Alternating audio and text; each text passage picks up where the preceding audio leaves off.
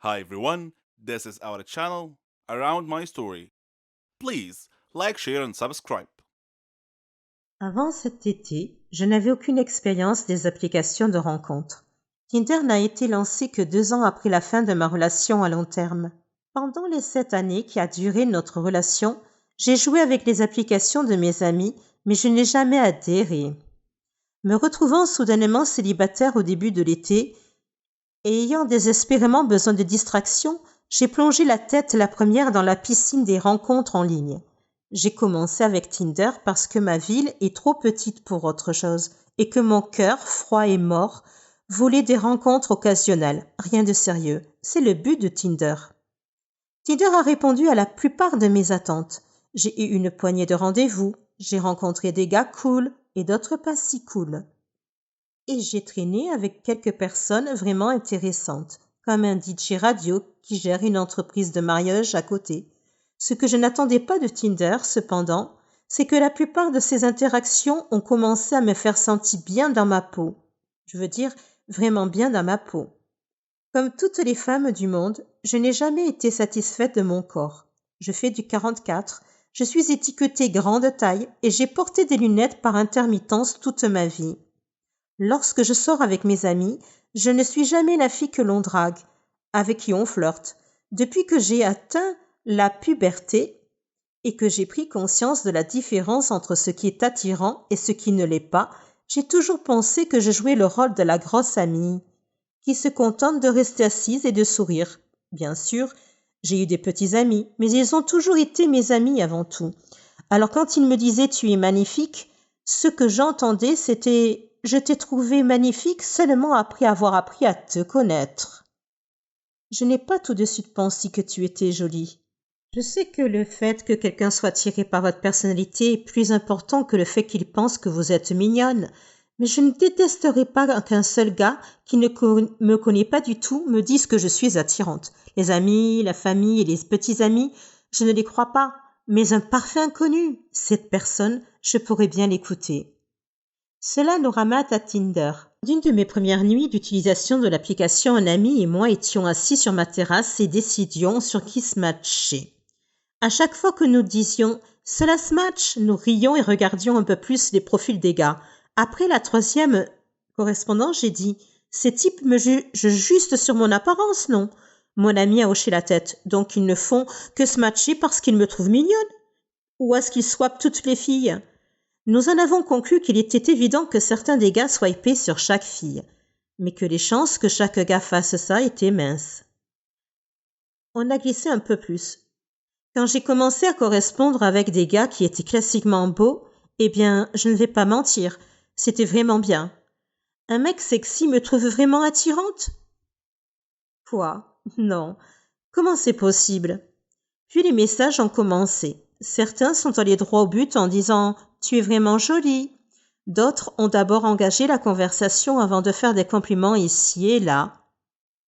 Je sais que c'est ainsi que les gens fonctionnent sur Tinder, mais gardez à l'esprit que je ne suis pas du tout habituée à cela. Ce n'est que lorsque j'ai commencé à rencontrer ces gars que je me suis demandé « Est-ce que Tinder peut booster l'estime de soi ?» 2 gars m'ont demandé comment une personne aussi jolie que moi était encore célibataire. J'ai eu un rendez-vous avec un gars qui m'a dit en espagnol que j'étais belle.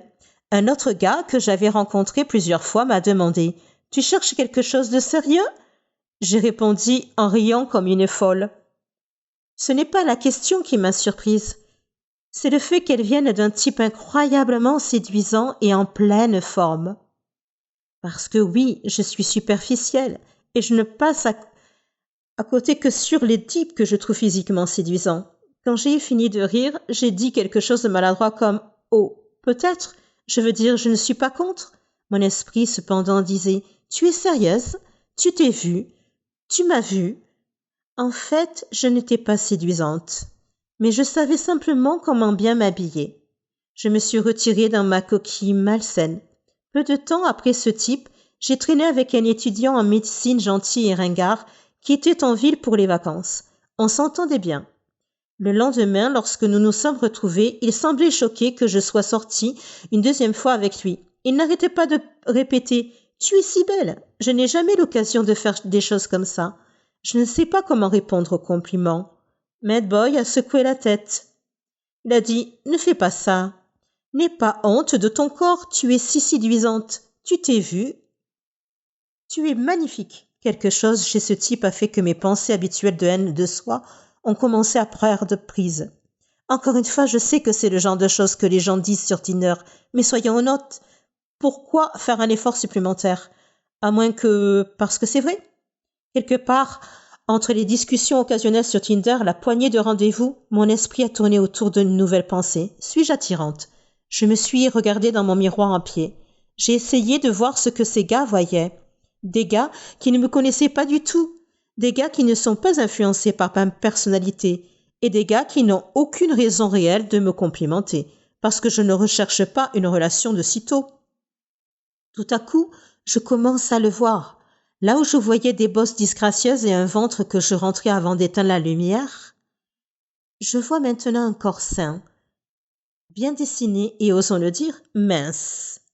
Mes amis, ma famille et mes petits amis m'ont toujours dit que j'étais séduisante. Mais ce n'est que lorsque ces inconnus ont commencé à le répéter encore et encore que j'ai commencé à l'entendre. Alors, qu'est-ce qui booste l'estime de soi? Tinder ou les simples rencontres? Ou est-ce qu'ils fonctionnent l'un avec l'autre? Parce que sans Tinder, je ne sortirais probablement pas du tout. Sur le plan romantique, j'ai tendance à ne pas me mettre en avant.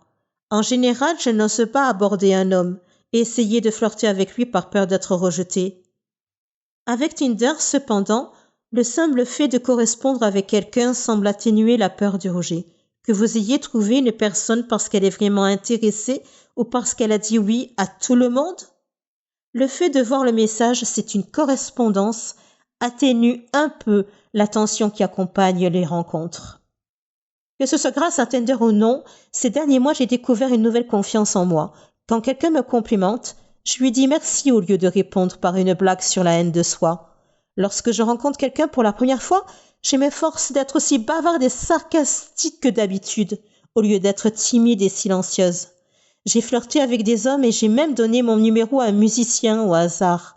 Pour une fois dans ma vie, j'ai l'impression d'être quelqu'un qui vaut la peine d'être fréquenté, plutôt que de craindre que ma moitié soit trop bien pour moi. Est-ce que Tinder m'a donné cette confiance en moi? Ou est-ce que je deviens simplement plus vieille ou sage? Je n'en suis pas sûre, mais ce que je sais, c'est que je ne vais pas arrêter les rencontres en ligne de sitôt. Comment ça, elle est enceinte? Ai-je demandé à mon père. Désolée, mais je ne peux pas changer le fait que quelque chose s'est passé entre nous et elle est enceinte. Il l'a dit comme si c'était une évidence. Je sais que vous vous demandez tous de qui je parle et pourquoi j'ai l'air contrariée que quelqu'un soit effectivement enceinte. Avant de continuer à vous raconter cette histoire, je veux m'assurer que vous restez avec moi. Alors en plus de cliquer sur le bouton d'abonnement et la cloche de notification, laissez quelque chose dans la section des commentaires. Vous voulez que je commence à vous raconter l'histoire depuis le début? Oui, je me disais bien. Mon nom est Maine. Je viens d'une famille aisée. Ce n'est pas que je me vante, mais c'est la vérité. Disons juste que ma vie est très idéale, excepté le fait que je me sens seule la plupart du temps. Je n'ai pas de frères et sœurs. Ma mère est morte quand j'avais 5 ans, et je n'ai que mon père que j'aime beaucoup. Mais comme nous n'avons que l'un et l'autre, il est un peu strict. J'ai 20 ans maintenant, mais je n'ai toujours pas le droit d'avoir un petit ami avant 21 ans. Quelle différence un an ferait-il? Je sais, oui. De plus, je ne suis pas autorisée à quitter la maison sans un chauffeur et un garde du corps. Et oui, à cause de ça, je ne sais toujours pas conduire.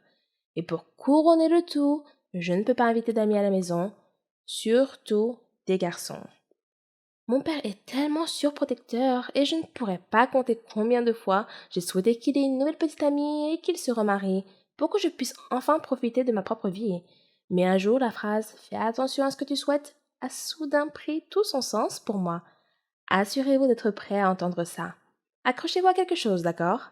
Mon père a mis la mère de mon petit ami enceinte. Vous voyez, je sais que vous avez eu la même réaction que moi la première fois que je l'ai entendu. Comment ai-je pu me retrouver dans ce pétrin? Tout a commencé pendant l'été de l'année dernière. Notre entreprise a failli faire faillite. Je ne sais pas trop pourquoi. Bref, ne parlons pas de ça. Je me souviens que mon père était tellement stressé. Mais il a fini par gagner le procès et il a continué à conclure des contrats avec d'autres clients, ce qui a rendu le concurrent plus menaçant. Une fois, alors que mon père et moi faisions notre jogging ensemble, nous avons vu une femme qui avait été renversée par un mini-camion et nous sommes allés l'aider. Elle n'est pas trop gravement blessée, mais elle est inconsciente. Pas de sang.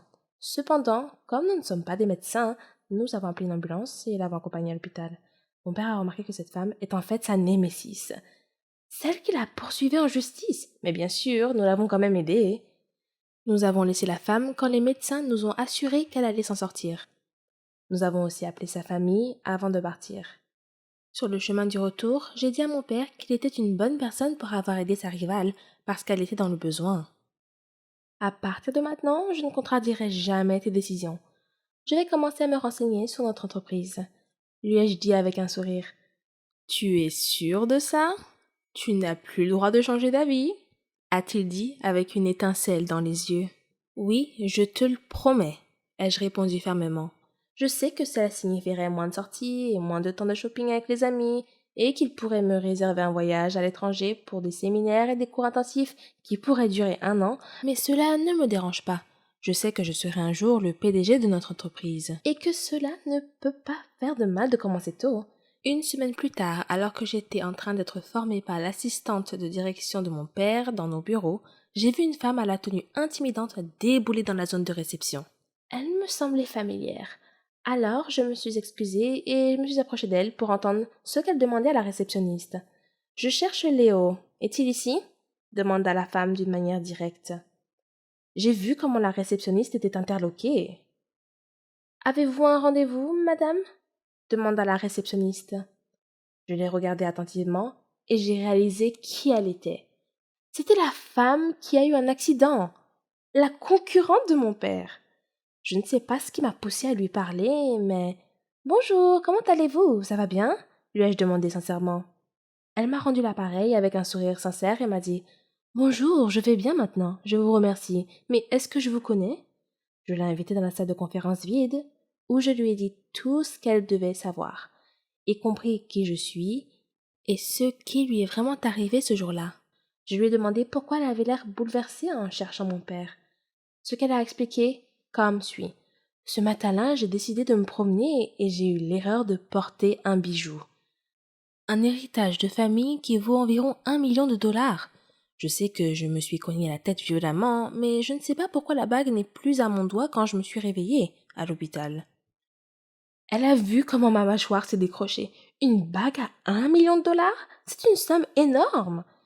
Je ne veux pas lui faire un sermon sur le fait qu'elle n'aurait pas dû la porter pendant son jogging, mais je n'ai pas eu le courage de le faire. Et ce n'est pas ma place de toute façon. Je suis sûre qu'elle le sait et ce n'est pas sa faute si elle a eu un accident. Ok, peut-être que j'ai de la peine pour elle parce que je porte aussi mes bagues pendant mon jogging. Je sais que votre père n'a rien à voir avec ça, mais j'espère juste que vous avez vu quelque chose, dit-elle avec un ton triste dans la voix. Non, je suis désolée. Quand on vous a vu, vous étiez déjà inconsciente, lui ai-je répondu. Elle n'a pas plus insisté après. Elle a laissé tomber et a quitté le bureau.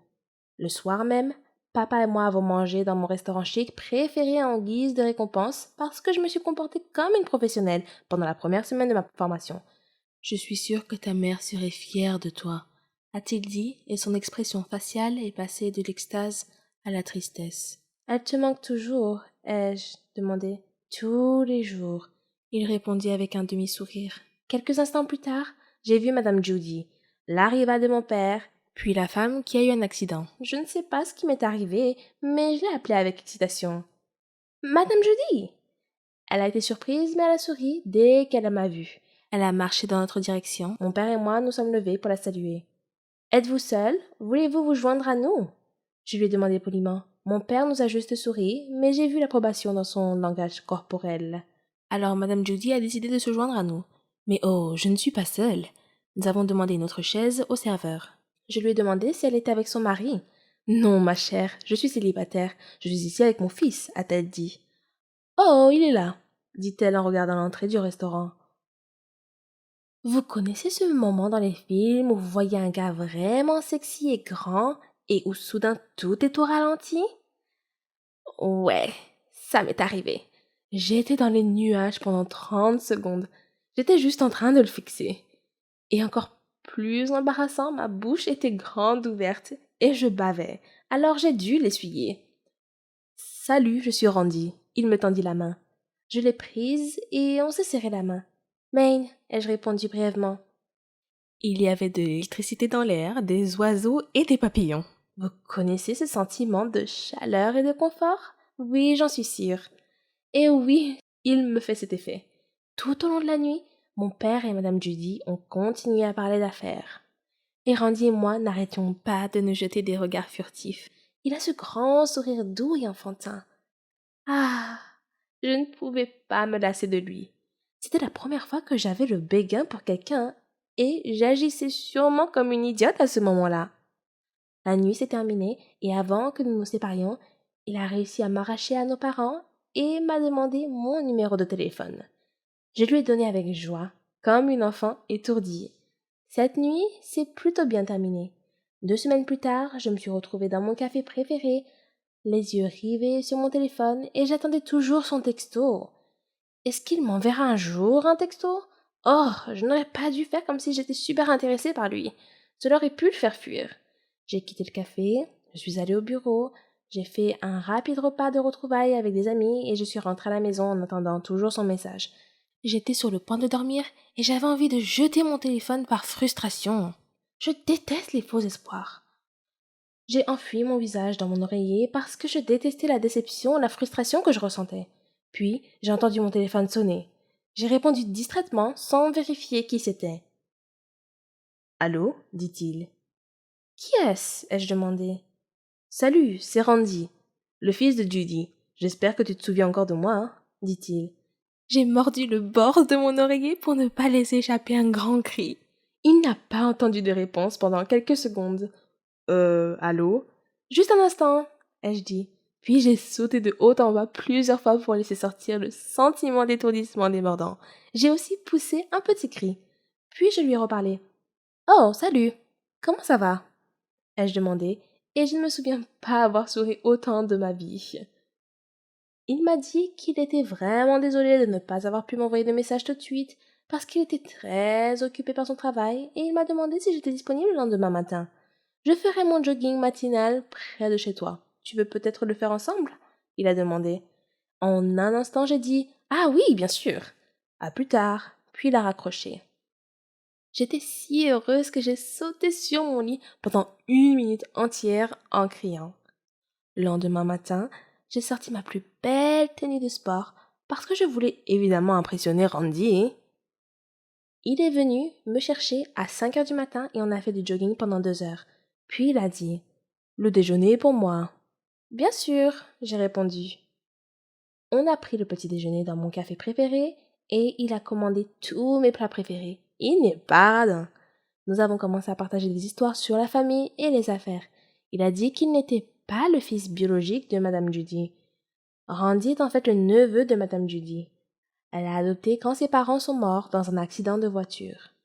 Je lui ai également raconté mon histoire et nous avons réalisé que nous avions quelque chose en commun et que la connexion était vraiment forte. Ce n'était peut-être pas un rendez-vous idéal parce que nous transpirions tous les deux comme des fous, mais c'était vraiment un moment mémorable et amusant. Depuis lors, nous sommes devenus des copains de jogging. Nous prenons toujours un petit déjeuner après. Cela a duré un certain temps. Puis un jour, il m'a demandé si nous pouvions officiellement commencer à sortir ensemble. Je lui ai dit que nous pouvions sortir ensemble, mais que nous ne pouvions pas encore le dire à mon père parce qu'il paniquerait. Je lui ai parlé de l'histoire du 21e anniversaire. Il a trouvé ça drôle, mais il l'a respecté. Cela dit, nous avons essayé d'être aussi prudents que possible. Parfois, nous allions même dans une autre ville pour dîner, pour être sûr que mon père ne nous verrait pas. Je soudoie toujours l'assistante de direction de mon père, pour qu'elle me laisse sortir en douce pour le déjeuner et être avec Randy pendant un moment. Jusqu'à présent, nous avons déjà mangé dans mes restaurants préférés, regardé des films ensemble, sommes allés chez lui pour regarder Netflix, sommes allés au centre commercial ensemble, avons fait la fête avec des amis et bien d'autres choses encore. Parfois, je demande à mes amis de mentir pour moi. Je me sens vraiment mal à cause de ça, mais j'attends juste mon 21e anniversaire qui est dans quelques mois. Une fois, je déjeunais avec Randy près de notre bureau. Mais mon père est entré dans le restaurant avec ses partenaires commerciaux. Il nous a vu nous tenir la main. Je sais qu'il était furieux, mais il n'a pas pu réagir tout de suite à cause de ses partenaires. Mais je sais que dès que je rentrerai à la maison, il commencera à me griller comme un barbecue. Et c'est bien vrai. Quand je suis rentrée à la maison, il était tellement furieux. Il a dit qu'il m'enverrait à l'étranger pendant un moment pour que je puisse oublier Randy. Cette nuit-là, Randy et moi avons parlé au téléphone. Nous pleurions tous les deux parce que nous ne voulions pas être séparés l'un de l'autre. La même nuit, mon père et Madame Judy se sont rencontrés dans un salon à l'intérieur d'un hôtel pour parler de ce qui s'était passé. Madame Judy était choquée de savoir que Randy et moi sortions ensemble, mais elle a dit qu'elle m'aimait pour son fils. Mon père aime bien Randy, mais il est juste inquiet pour notre avenir. Ils ont convenu qu'ils feraient tout pour nous séparer. Au moins jusqu'à ce que nous ayons l'âge requis. Quand papa est rentré, on s'est disputé à cause de beaucoup de choses. Pourquoi tu ne peux pas me laisser avoir un petit ami? Ai-je demandé. Parce que je ne veux pas que tu aies des problèmes, dit-il. J'étais choquée par sa réponse. J'ai laissé tomber. Je ne pouvais pas vraiment argumenter avec mon père à ce sujet. Je sais qu'il veut bien faire, mais j'ai aussi ma propre vie. Randy et moi ne sortons même pas officiellement ensemble. Nous apprécions juste la compagnie de l'autre. Et si nous voulons rendre les choses officielles, nous sommes déjà à ce stade de notre relation. Je n'hésiterai pas, car je sais qu'il en vaut la peine. Mais, de toute façon, il semble que ce soit une cause perdue. Je n'ai pas vraiment envie de rajouter de l'huile sur le feu. J'ai accepté de partir à l'étranger. Une semaine avant mon voyage à l'étranger, Randy m'a appelé et m'a demandé de l'accompagner pour la dernière fois sur une plage isolée où nous pourrons être seuls et créer des souvenirs ensemble. Je lui ai dit oui. J'ai donc menti à mon père et lui ai dit que j'allais passer la nuit chez une amie. Mais l'instinct de mon père s'est manifesté et il a décidé d'appeler Madame Judy pour lui demander où était Randy. Quand Madame Judy a répondu « Il s'occupe de quelque chose pour un événement à la plage la plus proche », mon père a su instantanément que Randy et moi étions ensemble. En une demi-heure, mon père était déjà dans l'allée de la maison de Madame Judy. Il est passé la prendre pour qu'il puisse nous suivre à la plage. Ils étaient loin de se douter que notre voyage était annulé. Nous sommes retournés en ville car il y avait un pont effondré sur le chemin. Nous avons décidé de dîner à l'hôtel à la place et nous nous sommes promis de nous attendre l'un l'autre quoi qu'il arrive. Je t'attendrai, je te le promets, dit-il. Peut-être que notre amour n'est pas pour maintenant, mais je suis sûre qu'un jour nous serons à nouveau ensemble, a dit Randy. Je l'ai serré très fort dans mes bras. Il m'a déposé chez moi. En entrant dans ma chambre, mon père a appelé. Où étais-tu? J'ai dit à mon père que j'avais été malhonnête avec lui, mais je me suis excusée et je lui ai dit que je ne lui mentirais plus jamais. Attends que je revienne, dit mon père, et il est parti. Je l'ai attendu, mais il n'est rentré qu'à 4 heures du matin. J'ai commencé à m'inquiéter. J'ai essayé de l'appeler, mais je n'ai pas pu le joindre. Randy m'a appelé et m'a dit qu'il commençait à s'inquiéter aussi pour Madame Judy. Nous avons tous les deux décidé d'aller au poste de police pour signaler ce qui se passait. Le lendemain, mon père est rentré sain et sauf, mais il ne veut pas parler de ce qui s'est passé.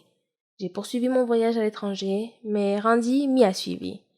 Je suis rentrée à la maison pour mon 21e anniversaire et Randy m'a demandé en mariage dans un restaurant très confortable. Mon père et Madame Judy n'étaient pas au courant. Je sais qu'ils seront choqués par cette nouvelle, mais ce n'est peut-être pas ce qu'ils veulent pour nous, mais c'est comme ça.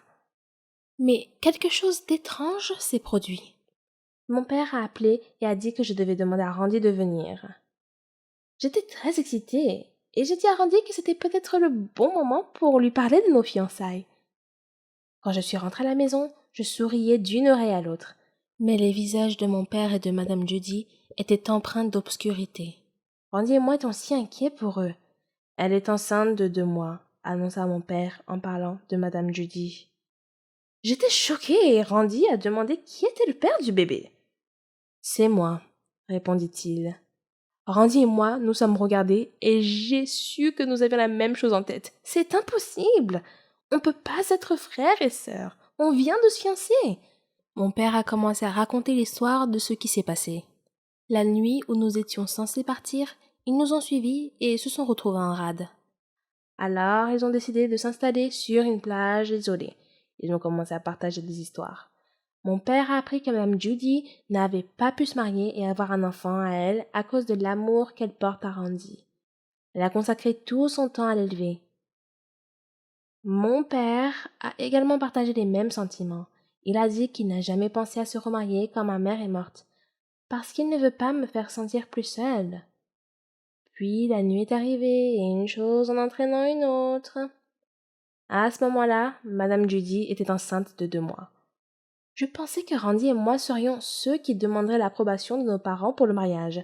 Mais c'est drôle, c'était en fait le contraire. Randy et moi avons abandonné notre amour pour les personnes qui nous aiment le plus. C'est à leur tour d'être heureux. Nous nous aimons toujours, mais nous ne voulons pas gâcher notre arbre généalogique. Alors nous avons décidé de ne pas poursuivre les sentiments que nous avons l'un pour l'autre. La bague que Randy m'a achetée, eh bien, nous avons laissé Madame Judy l'avoir comme bague de fiançailles. Je suppose que ce serait le nouvel héritage de la famille. 1 an plus tard, mon père et Madame Judy se sont mariés, et j'ai finalement eu un frère. Un mignon petit garçon que j'aime.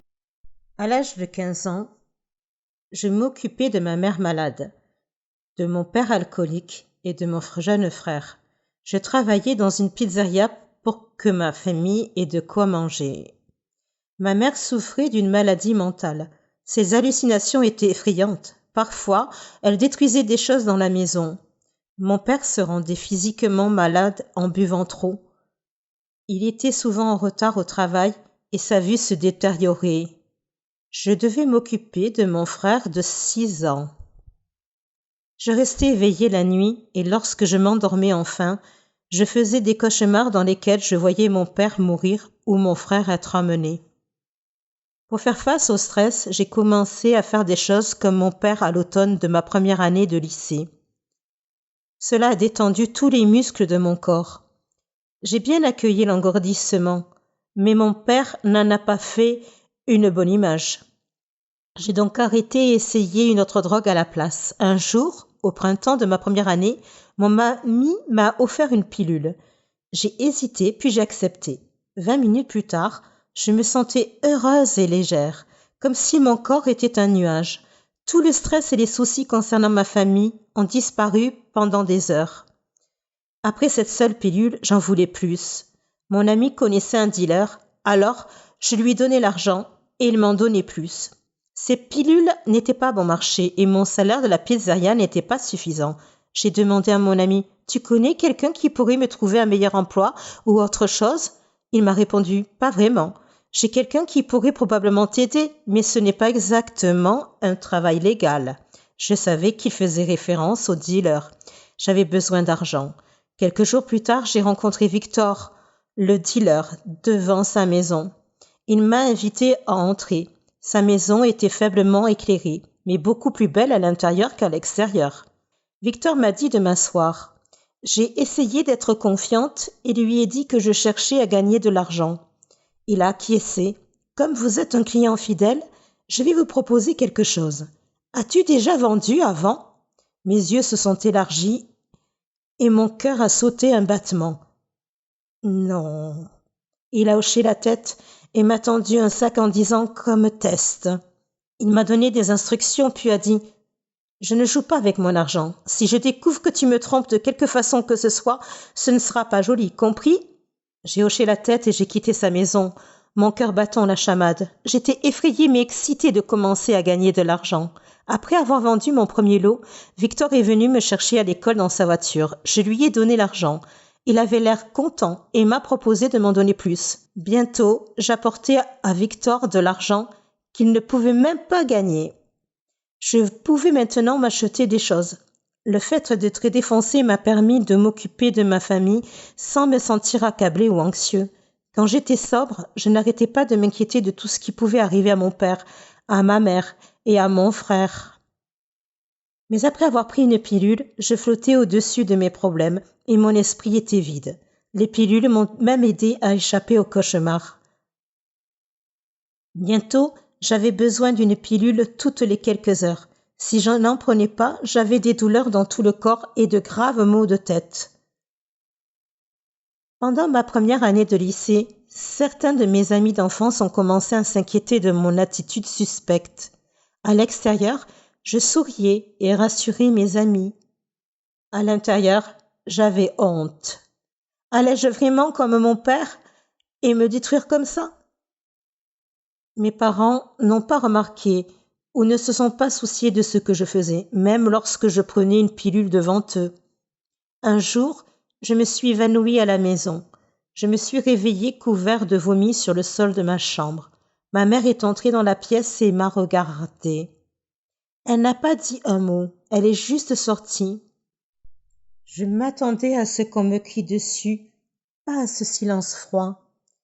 C'était mon pire moment, allongée dans mon vomi, avec ma mère qui semblait indifférente. J'ai réalisé que j'étais seule. J'étais la seule à pouvoir prendre soin de moi, et je devais m'arrêter. Mais les symptômes de manque étaient si forts que je ne pouvais pas passer une journée sans prendre une pilule.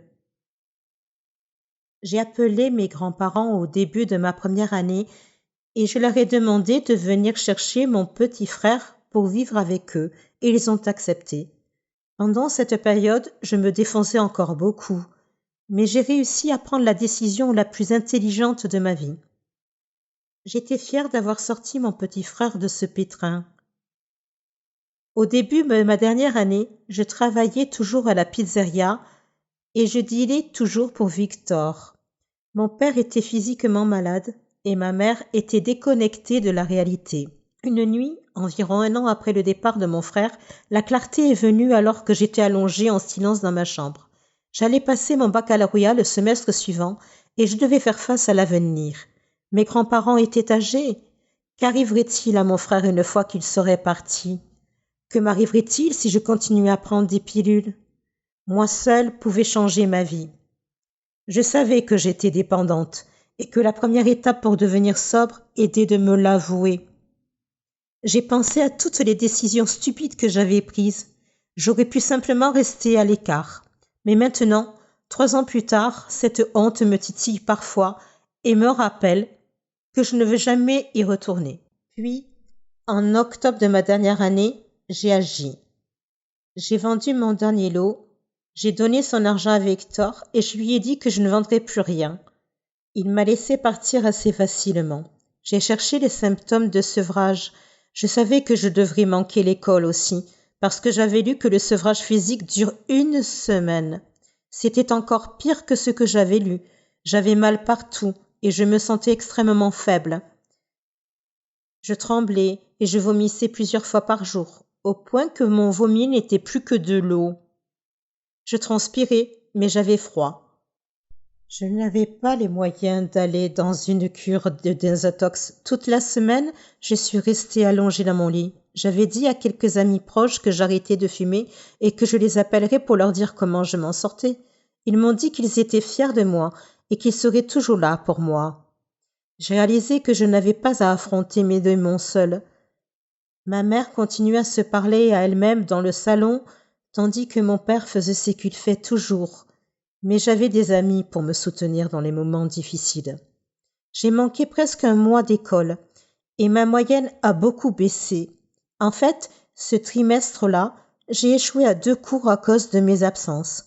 Je savais que si les gens connaissaient ma situation réelle, je pourrais être placée en famille d'accueil. À ce moment-là, je ne voulais pas être séparée de mes parents, alors j'ai dit à mes professeurs que j'avais des problèmes familiaux.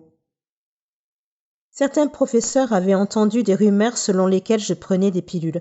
Mon professeur d'anglais m'a dit « Je suis fière que tu aies décidé de changer pour le mieux.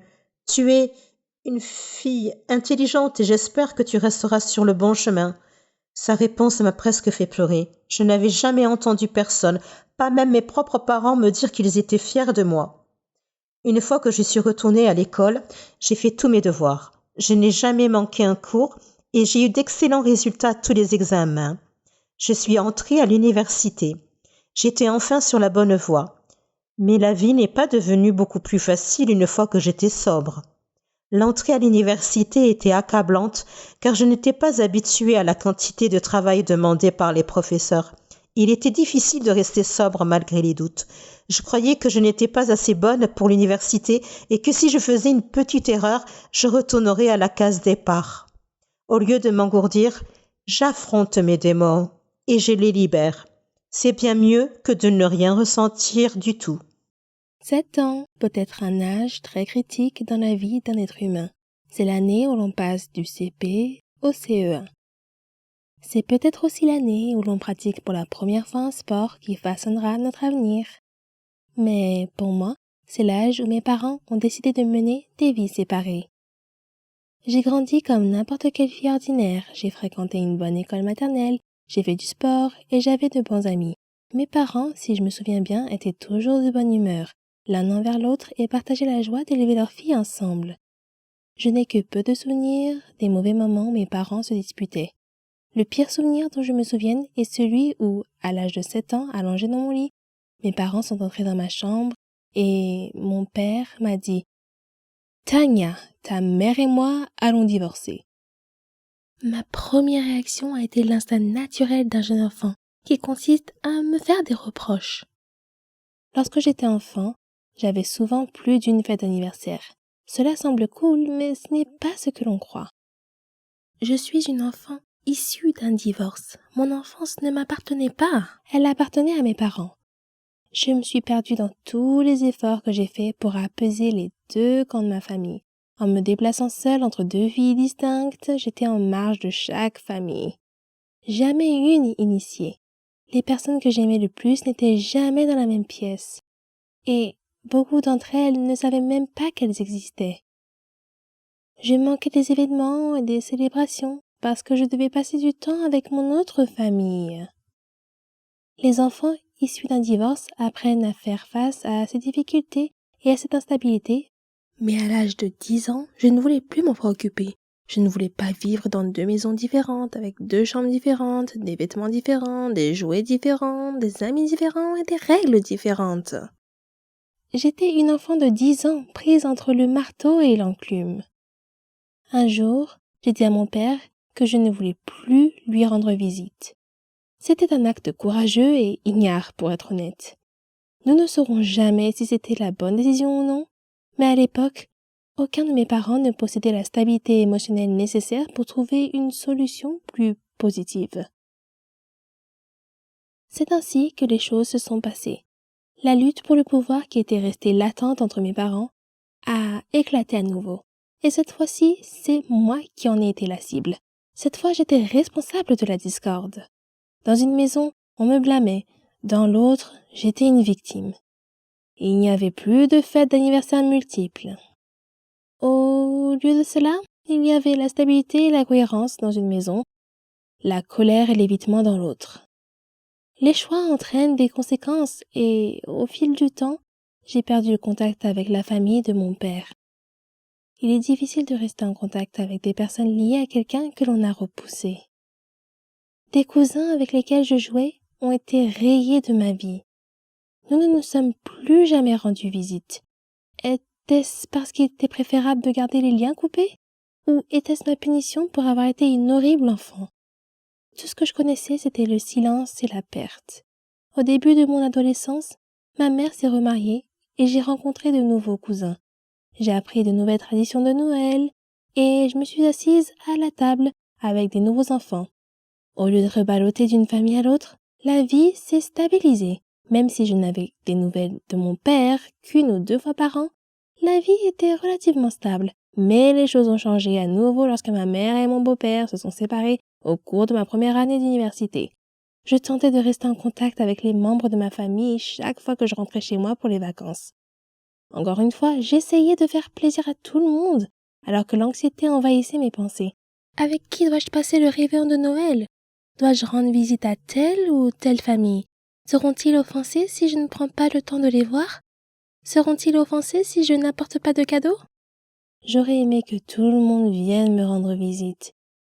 Mais cela n'aurait pas très bien marché chez ma mère. Au lieu de cela, j'ai rendu visite à tout le monde par mes propres moyens, en apportant des petits cadeaux bien pensés que j'avais achetés avec mon budget d'étudiante. Je faisais la causette et me sentais étrangère.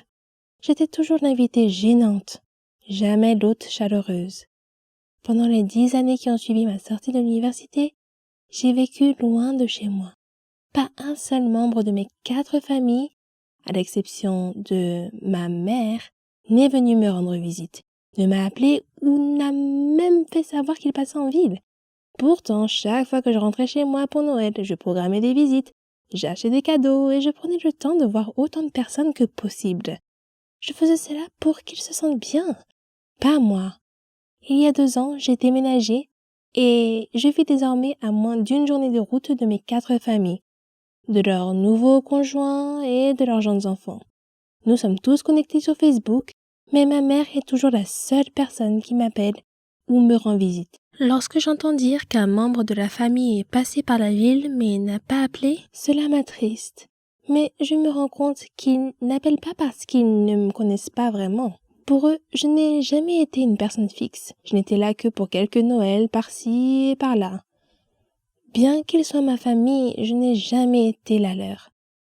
Ils ne savent pas qu'ils ne sont qu'une des nombreuses personnes réparties dans 4 familles différentes avec lesquelles je n'ai pas pu rester en contact. Parfois, le divorce nous disperse trop pour que nous puissions nouer de véritables liens familiaux durables. Cet été, je vais me marier et fonder une famille. J'essaie de ne pas avoir trop d'attentes. Je sais qu'aucune famille n'est parfaite, mais mon futur mari est le roi du contact avec les gens. Il est persévérant, charismatique, indulgent et loyal. Il m'apprend le sens du mot famille. Ensemble, nous apprendrons à nos enfants à se tendre la main avec compassion et à se soutenir mutuellement dans les moments difficiles. Je me languis de joie et d'amitié avec ma nouvelle famille et j'ai l'intention de faire tout ce qui est en mon pouvoir pour rester mariée. Émilie et moi sommes devenus meilleures amies au cours de la première année de lycée. Nous sommes liés par notre amour du théâtre.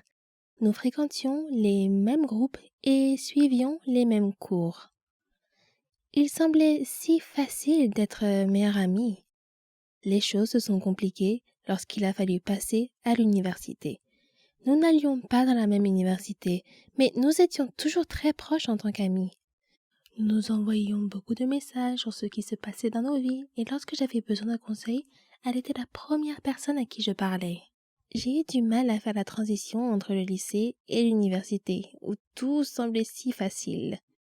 L'université était un endroit complètement différent pour moi, et c'est à elle que j'en parlais.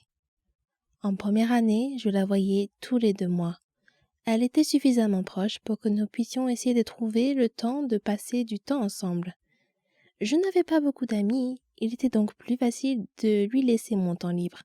Cela ne me dérangeait pas, c'était ma meilleure amie. La 2e année a été la même chose. Mais j'avais mis de l'ordre dans ma vie. Je ne me débattais pas dans mes cours, mais ma vie sociale était toujours la même. Je n'avais que peu d'amis avec lesquels je traînais, et cela ne me dérangeait pas parce que je l'avais, elle. Nous nous parlions et nous nous envoyions des messages à propos de tout, et je lui faisais part de tous mes soucis et de toutes mes frustrations. Sans elle, je n'aurais pas survécu à ces 2 premières années. Je ne me souviens pas vraiment de ce qui s'est passé l'été dernier, avant la première année, mais je pense que c'est à ce moment-là que j'ai décidé de sortir de ma coquille et de profiter de mes années d'université. Au début de ma première année, j'ai rencontré de nouvelles personnes avec lesquelles j'ai vraiment apprécié d'être en contact. Ils vivaient dans les dortoirs, dans le même couloir que moi, alors il était facile de passer du temps avec eux, même si c'était jusqu'à 2 heures du matin et que nous avions des cours tôt le lendemain matin. Je leur consacrais plus de temps et je ne me rendais même pas compte que j'avais mis ma relation avec ma meilleure amie entre parenthèses. Je ne l'ai découvert que lorsque j'ai essayé de lui parler et qu'elle ne m'a pas répondu. J'ai appris plus tard par ma sœur, qui était également très amie avec elle, qu'elles avaient parlé du fait que je l'ignorais. Elle m'envoyait des messages et je ne répondais pas. Elle essayait de me parler et j'étais trop occupée. Je ne me souvenais pas avoir fait tout cela. Je pensais que j'étais assez constante et que je répondais toujours. Je m'étais attachée à mes nouveaux amis. Ils faisaient désormais partie de ma vie quotidienne et je l'avais inconsciemment remplacé. Les 2 derniers mois de notre amitié, j'avais essayé de lui parler et d'arranger les choses, mais en vain. C'était la fin du semestre. Nous étions toutes les deux stressées par les examens et les problèmes familiaux et nous ne pouvions pas vraiment parler. Nous avons finalement parlé pendant les vacances d'hiver. Je n'avais aucune excuse pour ce que j'avais fait et lorsqu'elle m'a appelé, je lui ai dit que je ne voulais jamais la perdre. Notre amitié a pris fin ce jour-là. Je me suis assise dans ma chambre et j'ai pleuré pendant un moment pensant à la personne formidable que j'avais perdue. Je me sentais coupable de ce que j'avais fait. J'étais passée à autre chose sans jamais le lui dire et c'est là que j'ai fait une erreur. Plus tard dans la nuit, j'ai pris la décision de ne plus prendre mes amitiés à la légère, même si elles étaient à distance. Elle était une partie très importante de ma vie et je regrette de l'avoir laissée partir. J'espère qu'un jour j'aurai le courage de lui dire à quel point elle était importante pour moi. Elle a tant fait pour moi, même s'il s'agissait d'un simple message pour savoir comment j'allais. Je garde l'espoir qu'un jour nous pourrons redevenir amis. Mais ce n'est pas tout. Émilie écoutait un groupe de filles et au lieu d'essayer de me ramener à la raison, elle a laissé quelqu'un me la voler. J'étais tellement prête à essayer d'arranger les choses, jusqu'à ce que j'entende sa version de l'histoire. Je tiens à lui dire un grand merci. Eh oui, j'ai été aigrie, très aigrie, quand j'ai découvert la vraie raison pour laquelle ma meilleure amie ne me parlait plus autant. J'étais en colère contre elle et je l'ai blâmée pour tout. Je l'ai blâmée pour les moments perdus avec elle, pour les souvenirs, et je regrettais tout. De l'argent à l'empreinte de vêtements, en passant par des choses simples, comme aider à la maison, parce que tout cela n'était rien d'autre que du temps perdu. Je t'en veux, Émilie. Je veux qu'elle revienne. Je veux que ma meilleure amie revienne dans ma vie et qu'elle fasse des choses avec moi, comme des rollings, des voyages, des doubles rendez-vous, du shopping ensemble, des choses que les meilleures amies normales font. Mais je n'ai pas pu, parce qu'Émilie a choisi d'être avec d'autres amis. Je n'ai pas besoin d'elle. Elle a choisi de me quitter. Elle a choisi de ne plus être mon amie après que cette autre fille ait décidé de parler et de raconter des petits mensonges. Émilie a mis fin à notre amitié. L'autre fille n'y a joué qu'un rôle. Mais Émilie l'a accueillie et je dois la remercier pour cela. C'est cruel de faire cela à un être humain.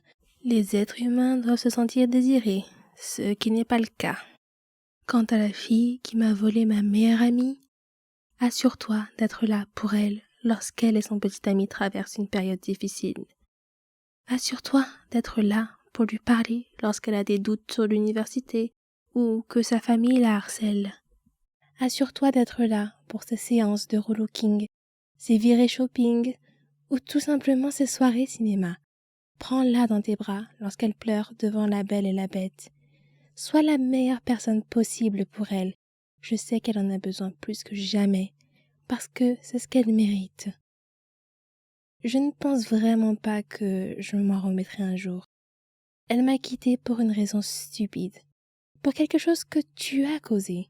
Mais ce n'est pas grave, on vit et on apprend. Quelqu'un a dit un jour, certaines personnes nous quittent, mais ce n'est pas la fin de ton histoire. C'est la fin de leur rôle dans ton histoire. Je chérirai toujours notre amitié. Même si les choses n'étaient pas censées se passer ainsi. Votre meilleure amie l'est pour une raison. Et cela ne devrait pas se terminer de la même manière que pour moi. Souvenez-vous de tous les moments que vous avez vécus. Parce qu'un jour, vous ne serez peut-être plus les mêmes ou vous passerez à autre chose. Bonjour, je m'appelle Brenda et voici comment je me suis ridiculisée à l'âge de 14 ans. Avant de vous raconter mon histoire, permettez-moi de souligner quelques points. Tous les adolescents éprouvent parfois un peu d'anxiété. Il s'agit en fait d'une réaction normale au stress et cela les aide parfois à faire face à des situations accablantes. Pour beaucoup d'adolescents, des choses comme parler en public, les examens finaux ou même sortir avec quelqu'un peuvent provoquer des sentiments d'anxiété. Pour certains adolescents, cependant, l'anxiété peut aller au-delà de ces symptômes typiques et affecter négativement les relations amicales et familiales, la participation aux activités et même leur travail scolaire. Et ne me faites pas dire qu'être un adolescent ressort du sang du diable. Ok, c'était une blague innocente, mais je le pense vraiment. Donc, j'étais assise en classe, derrière le gars le plus mignon de ma classe. Son nom était Josh. Et je voulais juste lui demander son numéro de téléphone, mais j'étais terriblement timide et j'avais très peur d'être rejetée. Mais le moment du bal de l'école approchait. Je voulais y aller avec lui, mais il n'y avait aucun moyen de le faire en face à face. J'ai essayé de surmonter mon anxiété et je me suis convaincue d'y aller. J'ai débattu avec moi-même pendant un certain temps, manquant la plus grande partie de la leçon en classe de ce jour-là, avant de me décider à lui demander. Je lui ai demandé et il a accepté. Il a lentement pris mon téléphone, a tapé son numéro et me l'a rendu. Je me suis sentie soulagée. J'avais obtenu le numéro. Je veux dire, j'avais tort. Il n'y avait pas de quoi être inquiète. J'avais aggravé la situation dans mon esprit par rapport à la réalité. C'était agréable de réaliser que j'étais anxieuse pour rien. D'en finir et d'avoir son numéro. Je suis rentrée à la maison plus tard ce jour-là et j'étais si excitée d'appeler ou d'envoyer un SMS à Josh. Mais comme je suis timide socialement, j'ai essayé de lui envoyer un message. Mais le message n'a pas été délivré. J'ai vérifié le numéro qu'il m'a donné et j'ai remarqué qu'il comprenait le chiffre 911. Ce qui m'a indiqué qu'il m'avait donné un faux numéro de téléphone pour éviter que je le contacte. Je me suis soudain rendu compte à quel point j'avais agi bizarrement envers lui. Je n'avais pas de grand lien avec ce garçon avant de lui demander son numéro. Il n'y avait pas de relation entre nous. Alors j'ai dû lui faire peur en lui demandant son numéro. Je lui ai également demandé en plein cours en lui tapant sur l'épaule. Il n'y avait rien de naturel ou même de normal dans ma façon de procéder. Je n'ai pas agi de manière immorale, mais c'était terriblement gênant, socialement inapproprié et donc voué à l'échec. La rencontre a été douloureuse, mais je suppose que j'en ai tiré quelques leçons sur la façon de socialiser de manière appropriée. J'ai également appris qu'il est incroyablement facile de ne pas voir les signes évidents que les autres personnes vous donnent lorsque vous êtes anxieux, car vous êtes tellement absorbé par vous-même que vous ne voyez pas les signaux sociaux. En repensant à la façon dont il était clairement mal à l'aise face à ma demande, ce qu'il a fait comprendre en ne souriant pas et en hésitant à accepter de taper le numéro. Si j'avais été concentrée et que j'avais prêté attention, j'aurais peut-être remarqué son comportement et la façon dont il reflétait clairement ses sentiments à mon égard et face à notre échange. Cela m'amène à me poser la question suivante. Est-il plus facile d'avoir une anxiété fonctionnelle que d'être prisonnier de sa propre coquille, figé par l'anxiété? C'est peut-être le moindre des deux mots. S'occuper est souvent le moyen de rester figé dans sa coquille avec l'anxiété. Mais pour moi, cette expérience s'est transformée en objectif et a renforcé ma confiance en moi. Je vois cela comme une étape, mais ensuite, l'amélioration de l'estime de soi et de la confiance en soi vous permettra de fonctionner sans anxiété. C'est le but ultime. Mais vous savez quoi? Écrivez votre propre histoire. Vous ne pouvez pas continuer si quelqu'un l'écrit pour vous. Beaucoup de jeunes à l'école ressentaient la même chose. Ils ne se sentaient pas bien. Et je ne savais pas pourquoi. Les adolescents se reconnaîtront ce qui est effrayant et aggrave l'anxiété. Il faut y aller pour savoir que l'on est bien à l'école, et on ne peut le savoir que si l'on y va. Surmonter l'anxiété n'est pas une question de hippie ou de charabia. Il m'a fallu des années pour surmonter ce que j'appelle la peur de la vie, et je l'ai appris à la dure. Alors, est-ce que la blague du diable a un sens? Hey, je suis Anne. C'était les vacances d'été avant l'université. En guise de célébration de la remise des diplômes et avant que chacun d'entre nous n'aille dans une université différente, mes meilleurs amis et moi avons décidé de partir en vacances d'été. Dans l'un des plus beaux endroits du monde. Du moins, c'est ce que je pense. À Hawaï. J'étais dans ma chambre et je rêvais de porter ces soutiens-gorge à la noix de coco tout en sirotant un jeu exotique. Peut-être même en faisant une danse oula. Ma meilleure amie Kim m'a appelée et a fait voler en éclats ma bulle de noix de coco. Elle m'a suggéré que, puisque nous entamions une nouvelle étape de notre vie, nous pourrions tout aussi bien nous refaire une beauté. Je pensais qu'elle proposait d'aller faire du shopping ou quelque chose comme ça. Mais non, elle a dit que nous devrions aller au salon de coiffure pour nous faire des nouvelles coupes de cheveux et peut-être nous teindre les cheveux dans la foulée. J'avoue que j'étais très excitée par cette idée, alors j'ai dit oui. Ma coiffeuse habituelle était en congé annuel. Elle a toujours coupé mes cheveux de la façon dont je l'ai décrit. Je l'adore. Cependant, elle a été absente depuis un certain temps et nous ne pouvions pas patienter plus longtemps pour une nouvelle coupe de cheveux. Alors j'ai pris un rendez-vous avec une autre coiffeuse dans le même salon de coiffure. Petite précision, Kim est blonde alors que je suis brune. Je sais que ça peut paraître superflu, mais ce sera utile pour le reste de l'histoire. Kim et moi avons conduit jusqu'au salon de coiffure. L'endroit avait l'air très chic, le genre d'endroit en lequel on a confiance. Nous sommes entrés en riant comme si nous avions 12 ans. En réalité, nous en avions 18. Quoi qu'il en soit, nous avons été accueillis par une gentille dame. Elle nous a dit que Kim devrait opter pour un balayage et que je devrais faire de même et passer au blond. J'étais un peu sceptique, mais qui s'en soucie? C'est l'été. La dame m'a mis du décolorant sur la tête et s'est occupée des cheveux de Kim. Kim voulait des mèches roses. Au bout de 15 minutes, Mon cuir chevelu a commencé à me brûler. J'ai donc appelé la gentille dame et elle m'a dit qu'il était temps de laver le décolorant.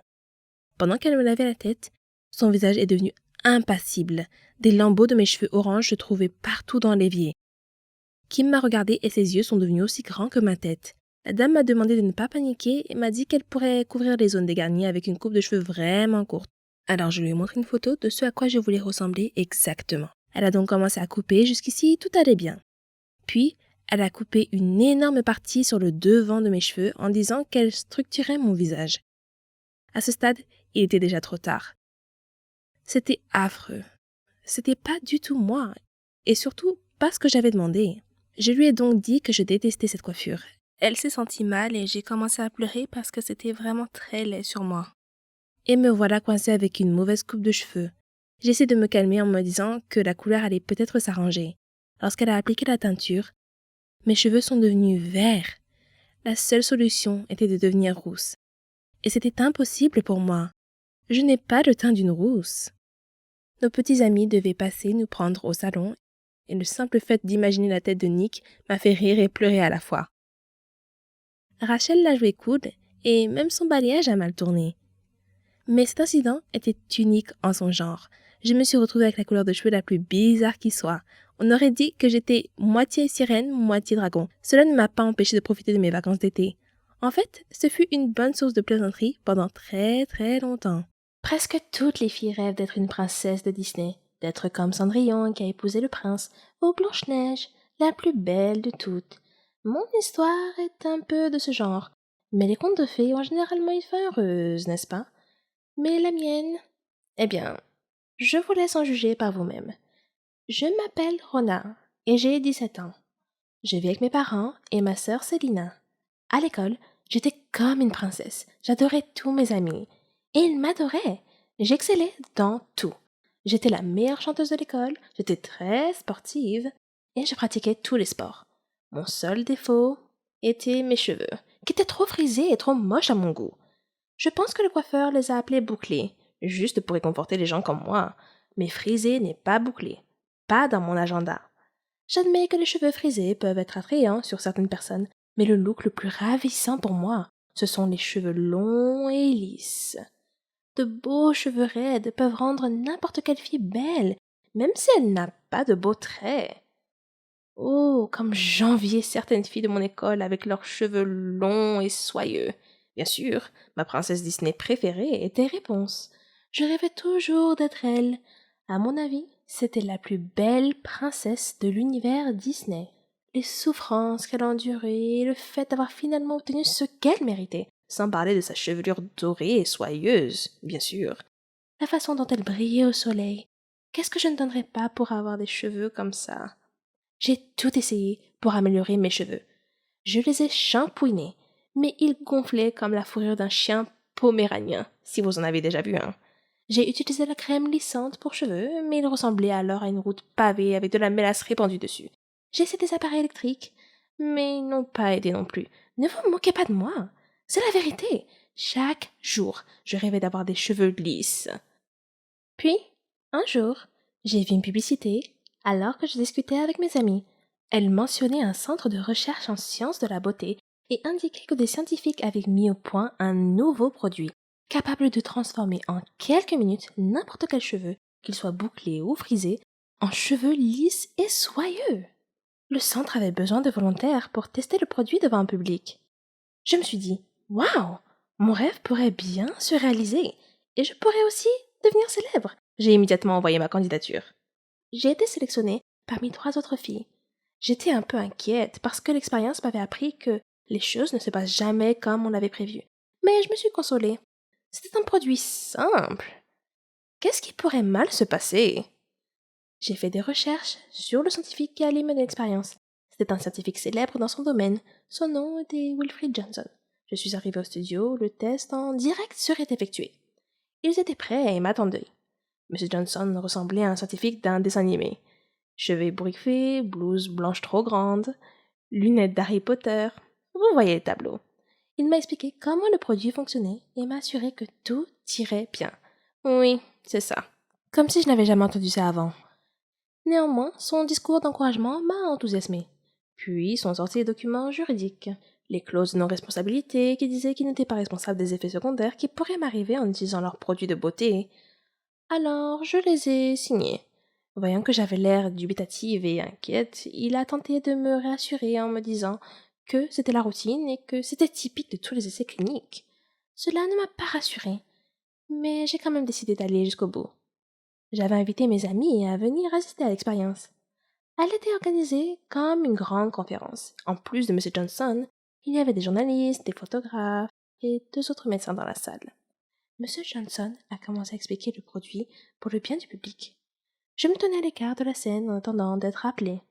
Enfin, ils étaient prêts pour nous et nous ont appelés sur la scène, où nous avons pris place dans leur fauteuil de coiffure. Des scientifiques ont mélangé divers liquides multicolores dans des flacons de laboratoire sur une table voisine de la scène. Après quoi, M. Johnson a rempli un flacon pulvérisateur du mélange et s'est approché de moi. Il m'a chuchoté à l'oreille que mon nom entrerait dans l'histoire. Puis, il aspergea mes cheveux avec l'élixir magique que les scientifiques avaient concocté quelques minutes auparavant. J'ai attendu nerveusement. Puis, lentement, mon cuir chevelu a ressenti une sensation de picotement, comme si j'avais été piqué par une centaine de fourmis en même temps. Mais j'étais trop gênée pour le mentionner. Puis la douleur a disparu, et un miracle s'est produit. Mes cheveux sont devenus lisses, comme M. Johnson l'avait promis. Le public a applaudi avec enthousiasme. L'arôme puissant de la réussite financière imprégnait l'atmosphère de la pièce. J'ai touché mes cheveux et je n'arrivais pas à croire à quel point ils étaient merveilleux. J'ai continué à les caresser, si doux, si soyeux, si droits et lisses. Je me suis réjouie. M. Johnson s'est approché du micro, tenant le produit dans sa main, et s'apprêtait à parler, lorsque le public a sursauté. Il regardait dans ma direction. M. Johnson s'est retourné et m'a également regardé. Mes cheveux avaient soudainement commencé à pousser à une vitesse fantastique.